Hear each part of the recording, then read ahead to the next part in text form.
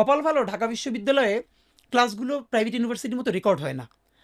আপনি ধরেন, আমি তো এটা যদি কোনো দিন সম্ভব হয় যে প্রাইভেট ইউনিভার্সিটিতে ভাই আপনি জানেন নিশ্চয়ই যে পুরো ক্লাসটা রেকর্ডে থাকে, কারণ স্টুডেন্টরা পরে যাতে শুনতে পারে, অথরিটিও শোনে, এবং তারপর আবার তারা মার্কিং করে যে এই ম্যাটেরিয়ালের সাথে টিচার কতটুকুন ছিল নাকি এর বাইরে ছিল, প্রাসঙ্গিক ছিল কিনা। ঢাকা ইউনিভার্সিটির টিচারদের যদি অনলাইন ক্লাস মানে ক্লাসগুলো রেকর্ড রাখা হয়, শুধু আপনি শুধু ধরে রাখেন যে 80% টিচার হয়তো চাকরিই করবে না বা চাকরি ছেড়ে দিবে, তাদের চাকরি থাকবে না।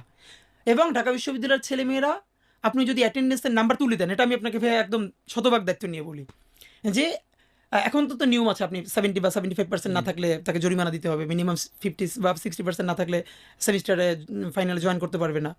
তো আছে না, বিশ্ববিদ্যালয়ে জ্ঞান চর্চা করতে যাওয়া, আপনি অ্যাটেন্ডেন্সের বাধ্যবাধকতা তুলে দেন, এরপরে যদি আপনি 10 বা 20% স্টুডেন্টও স্পন্টেনিয়াসলি একটা ক্লাসে যায়, তাহলে আমি আর জীবনে কথা বলবো না।